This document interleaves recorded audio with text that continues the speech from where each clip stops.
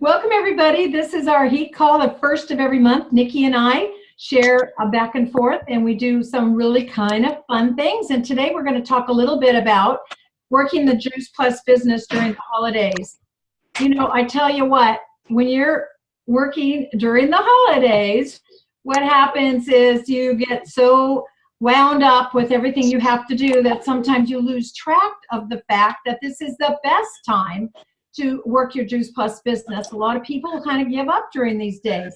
So I want to tell you there's a lot of holiday networking lunches. There's a ways for businesses to get their names out, so that networking lunches and business after hours, network parties, ones that you can even maybe suggest that you come and share your presentation. Usually they have you do a little 2 minutes here or there. And sometimes when you're doing them, people are really anxious to have people join them at that time. And I know some people on this call have an event every day, and there's no reason why we can't emulate some of that great activity, right? So some of the things I like to really recommend you do right away is get out your cards to your distributors and thank them so much for all the hard work they've done all year, and get some customer cards out and watch your language at your parties, okay? So your language, even though I don't mean bad language, I mean that, kind of create some good, kind of interesting conversations, so they're asking you more questions, like, how do you feel about what you're doing? What are you passionate about?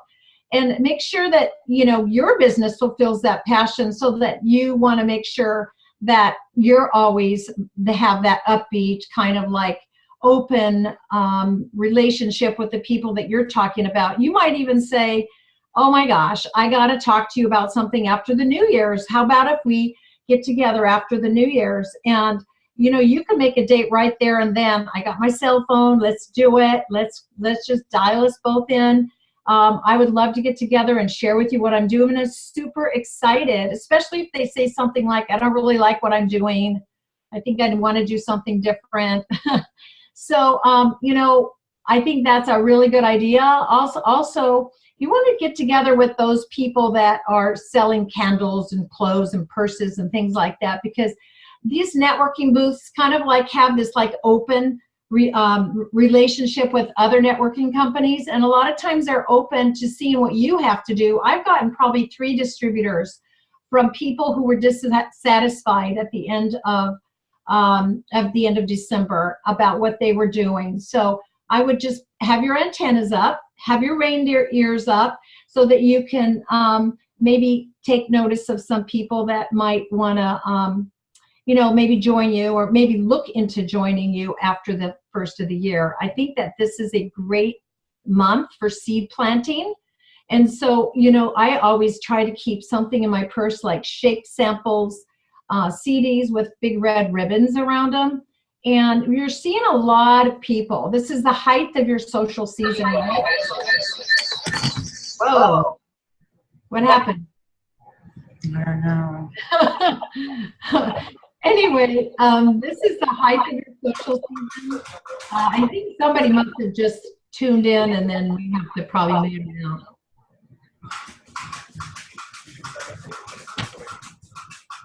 Somebody sounds like they have Santa Claus in their house. All right.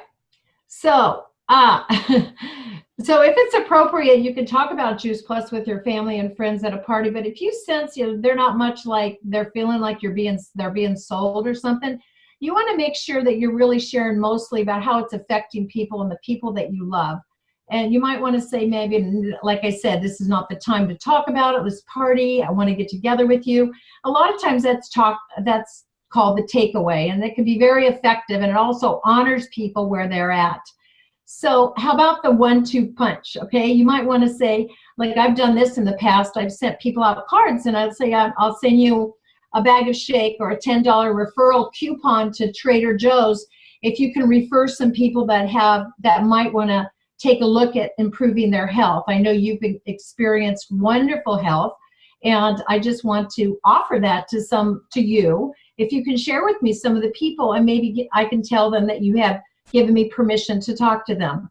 So, you know, I went to a big networking thing in LA once, and they said 85% of all our future customers are already in our own distributor, in our own bucket of customers. 85%. So that means there are people that know people that you need to meet, right? That are maybe waiting. I mean, Chris Cotton came and saw me out of the blue, and I was a customer. I was a distributor right in his bucket. So, and that's how he found me. So another thing you might want to do is have a jolly holiday open house, right? Invite your whole neighborhood for a quick pick-me-upper during the day, like if they, right before they go shopping, maybe send an email if you have an email list. Right before they go shopping, say, hey, or put flyers in your neighborhood mailbox if you're allowed to do that, and say, I'm having a Santa chaser or a Rudolph surprise here. Come and join me and see what it is. And they might think it's alcohol. Well, you can have a little bit of alcohol on the side. You can add to it.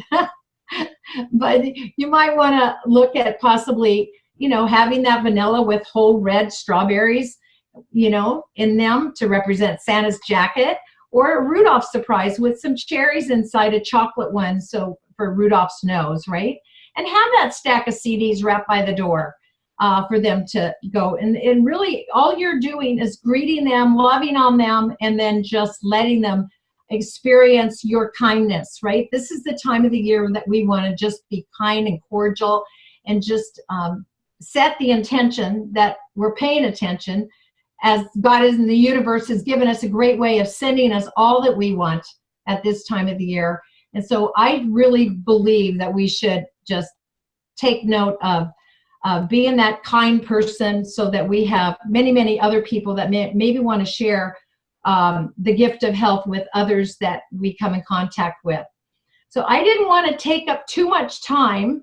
I can also put a little bit of this in a notes section in both of our open websites, so that you can see more clearly some of the ideas that I have, because I have other ideas, and I can be happy to do that.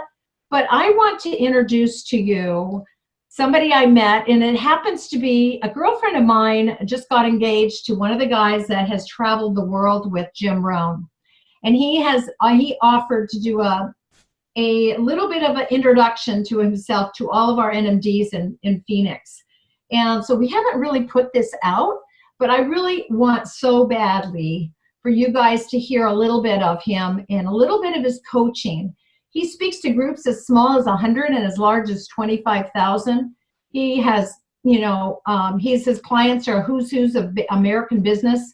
He's spoken for General Electric, Cisco Systems, Microsoft, and the Harvard Business School. He wrote the 12 pillars with Jim Rohn. His Tony Robbins was his very first mentor, and his last protege was Jim Rohn. And he actually went to, well, he'll tell you a little bit about that in a minute. So Jim called Chris the leader of the next generation of personal development and leadership experts. Zig Ziglar considered Chris to be the greatest motivational speaker of the 20th century. Personally chose Chris to co-host his television show, True Performance. And Chris's two books, The Angel Inside and The Art of Influence, and I know some of you on this call had purchased that, are the only two fiction books Zig Ziglar endorsed in his entire life. Along with co-hosting True Performance, Chris has hosted his own show, Made for Success, and he co-created Success Magazine. He feels it's a privilege to be able to speak to people and has helped them lead successful lives and become extraordinary leaders and masterful salespeople.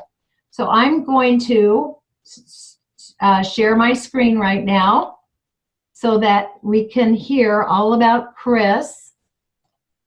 And here we go. Him up close and personal. But I want to welcome you, Chris, to, first of all, to our Juice Plus family.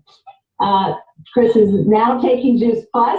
He's engaged to a rep, and we're really excited to have him be part of our family, and we want to thank you for hopping on the call with all of us today. Hey, thanks for having me. I appreciate it. Yes, I have been on Juice Plus for about 2 months now, probably right around 2 months now, and starting to feel the effects and the energy. And of course, I certainly know that I'm getting all those good fruits and vegetables that are going to help me ward off things that I might normally come down with, especially as we get here in the winter, although the winter here is a lot better than the winter in Seattle, where I'm typically do. But I am engaged to a very beautiful, wonderful Juice Plus rep, Denise Llewellyn, and she's terrific.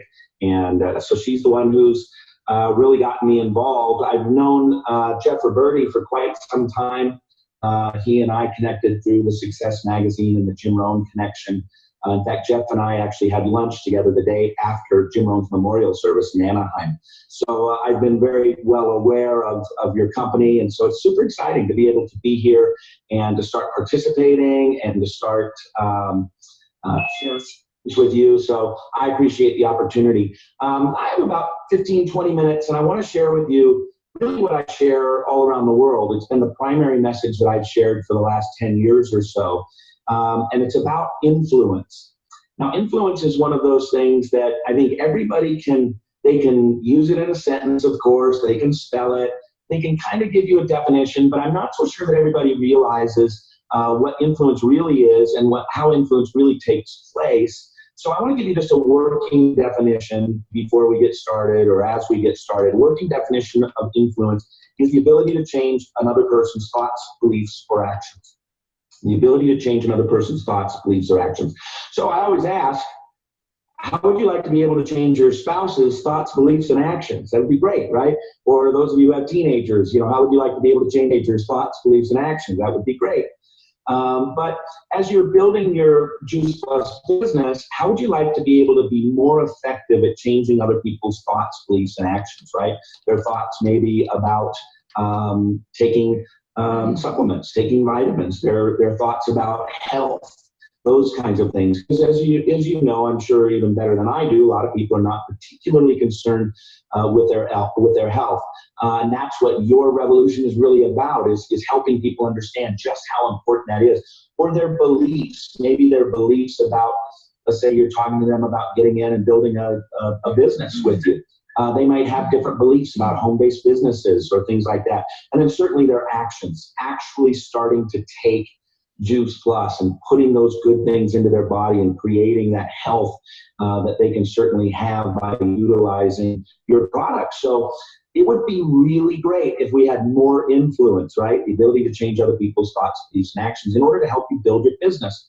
So when you're talking about influence, there's sort of two schools of thought, and they really go hand in hand. I'm going to talk to you about the second one that I'm going to tell you about, but I want to sort of give you a precursor because the other one is actually very important. The first one would be what I would call persuasion techniques. And persuasion techniques, not a negative term at all. They're how to make a presentation, how to handle objections, how to answer questions. It's sort of techniques that you use in order to persuade. So I know that when you guys come into the business, somebody walks you through, this is the best way to talk to somebody about Juice Plus. Taking the product. This is the best way to talk to somebody about building a business, and here's how you get them launched, and those kinds of things. Those are persuasion techniques. You're influencing them by what you do to them. And that's very, very important. You should learn how to be the best salesperson. You should learn how to know your product and communicate your product. Very, very important. But the other side that I want to talk to you about is, I believe, just as, if not more important. And it has less to do with what you do to other people or what you say to other people as much as it has to do with what you do to yourself. And so it's not persuasion techniques, what you do to other people. It's personal transformation. It's what you're doing to yourself. Because in the end, people buy from people. They do business with people. They don't really do business with a business. They do business with people, right? So you might go into a shop, to give you an analogy, you might go into a shop and it might have really nice clothes or jewelry or whatever it is that you're looking for. But if the people aren't nice, or if the people don't treat you right, or if there just seems to be something shady or not particularly welcoming, you might not go back in there, and their business will suffer, right? not because they didn't have the best clothing or the best jewelry or, you know, the best signage or those kinds of things, but because of how you felt about the people. And so the fundamental principle here is if you want to gain more influence, you have to start by changing yourself. Now, it's interesting, when people go to a seminar or they want to learn something, they always say, okay, here's what I want to have. I want to have more money, or I want to have a better marriage, or I want to have a bigger Juice Plus business, right? Whatever it might be, here's what I want to have. And then their question is tell me what I need to do. Just tell me what I need to do to have a better marriage. Tell me what I need to do to build a bigger Juice Plus business. Tell me what I need to do. And that's a pretty typical question. But I had the great privilege of co-hosting a television show and being mentored by a guy named Zig Ziglar, who was just a wonderful guy. And Zig added one more thing on to that. He didn't say, tell me what to do in order that I may have. He said, the process is really be, do, have.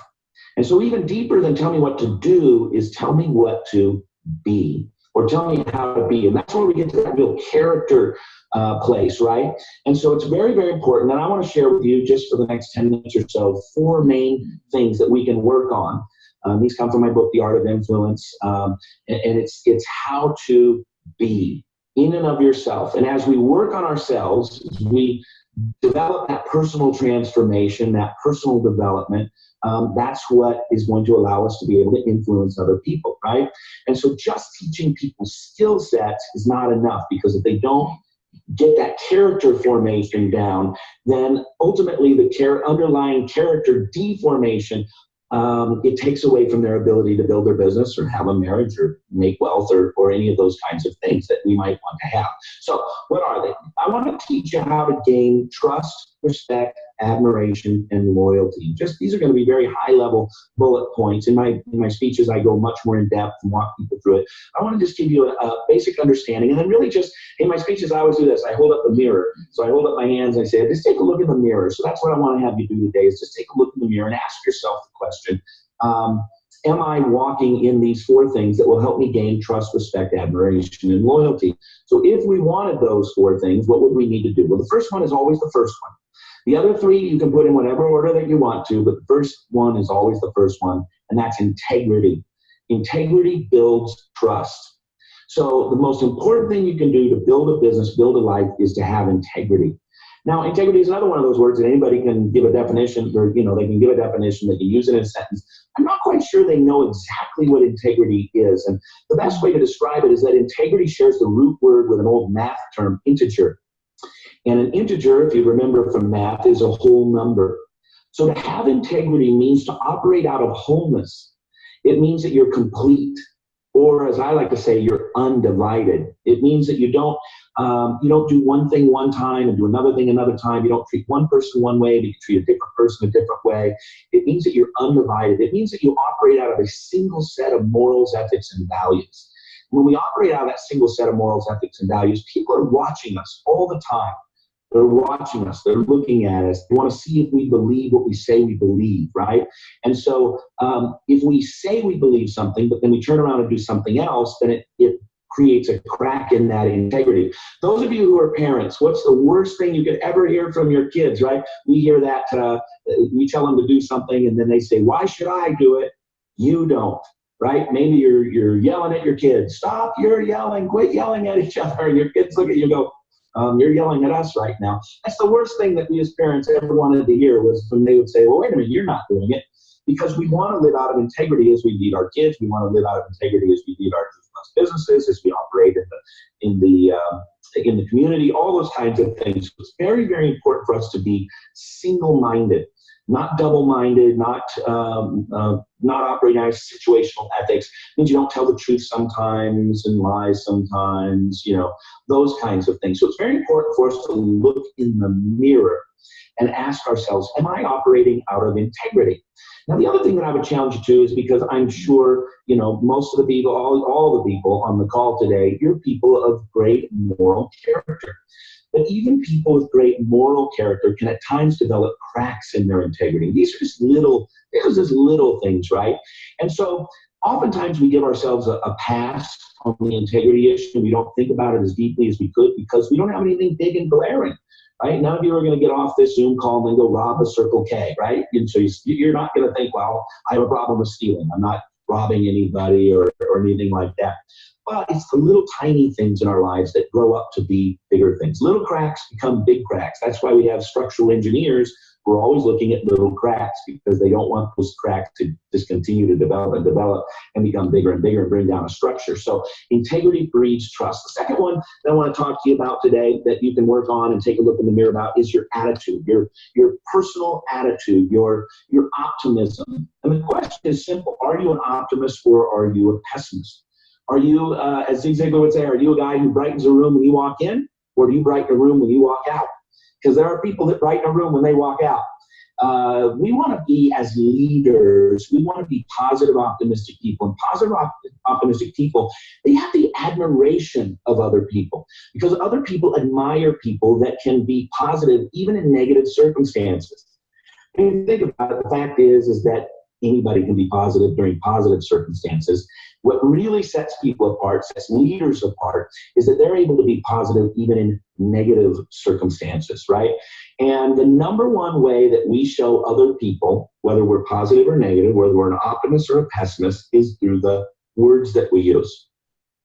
Now, this can be very cursory, very simple, brief conversations, or it can be really, really deep conversations on what we believe and those kinds of things.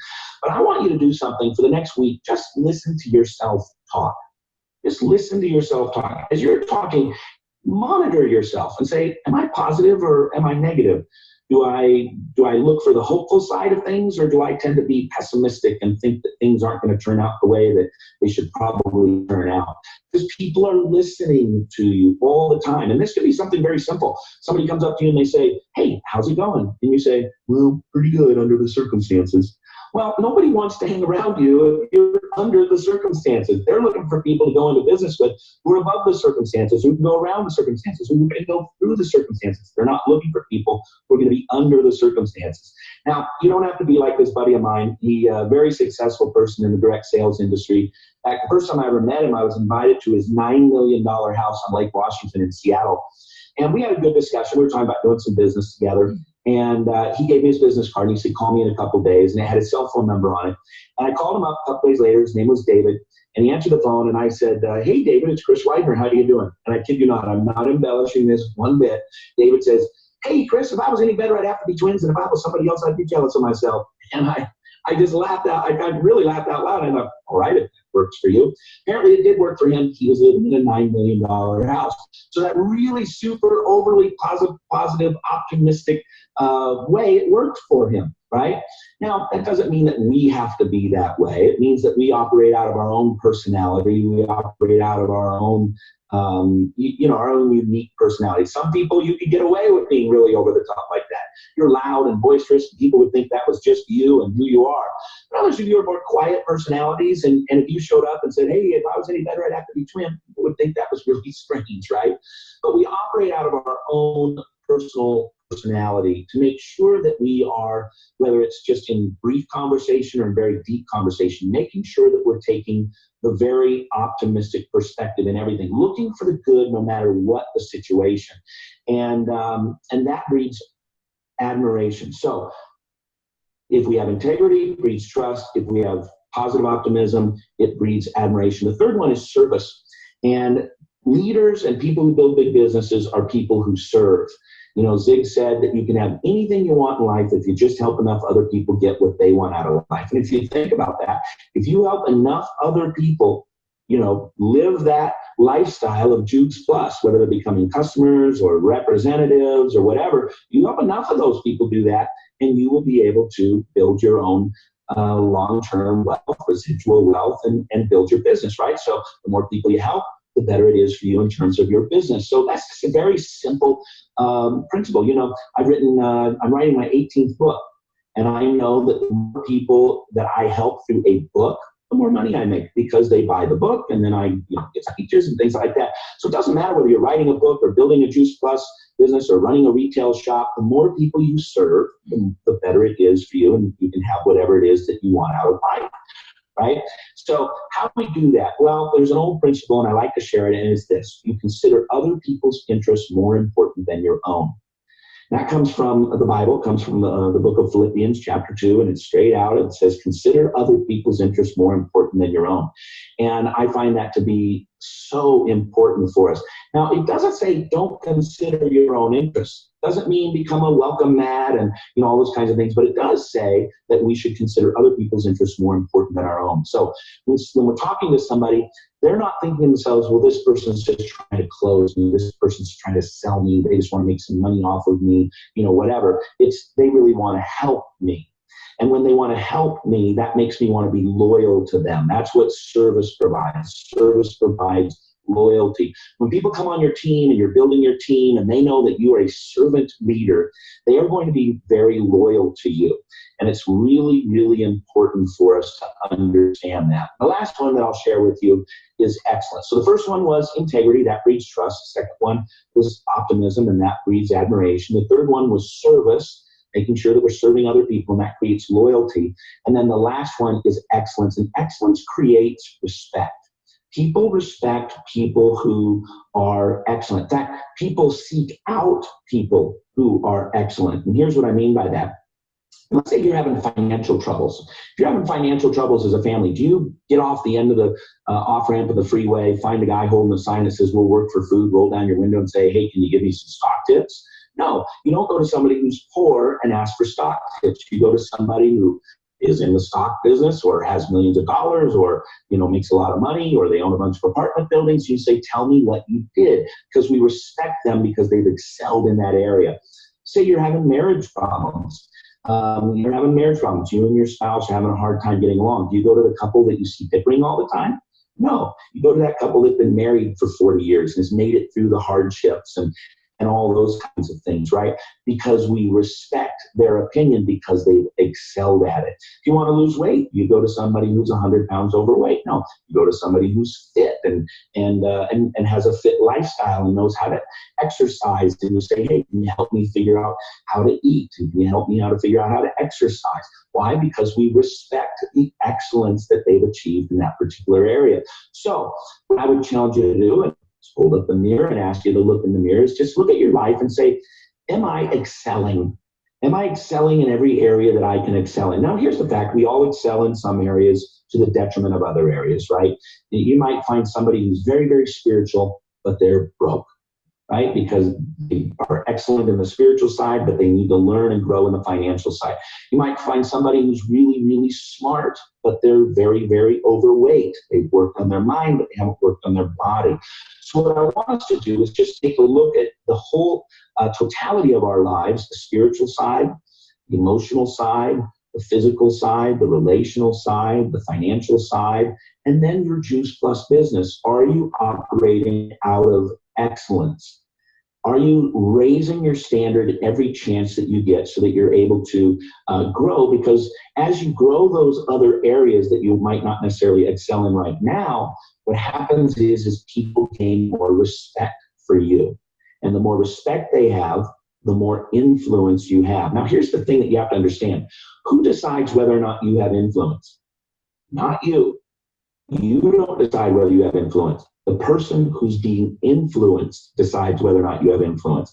And so all we can do is work on ourselves and make ourselves the type of person other people want to be influenced by. So it's really about personal development. Jim Rohn spent the last 7 years of Jim's life working with him, sort of as his last protege, wrote the book 12 Pillars with Jim. And Jim always used to say that income seldom exceeds personal development. He said things like, work harder on yourself than you do on your job. Doesn't mean you don't work hard on your job or your business. It means you work harder on yourself, because personal development is so important. Jim Rohn used to say, make $1 million, not for the $1 million, but to become the type of person who can make $1 million. Because then they can take your $1 million away, but you've become a different kind of person, and you'll be able to go ahead and do it again, right? That's why sometimes we see somebody might go bankrupt. They might have 10, 20, $100 million. They have some ups and downs and they go bankrupt, but somebody's always willing to come back and give them some money for a startup business because they know that the person has what it takes to be able to build a big business. So this is all about personal development. It's all about personal growth. It's all about focusing on making yourself better so that other people are attracted to you. They always talk about the law of attraction, and I don't know much about that. All I know is that people are either attracted to you or they're not. They either want to do business with you or they don't. They're either moving towards you or they're moving away from you. And I know that if we have integrity, we have trust. I know that if we have optimism, we have admiration. I know that if I serve other people, I have loyalty.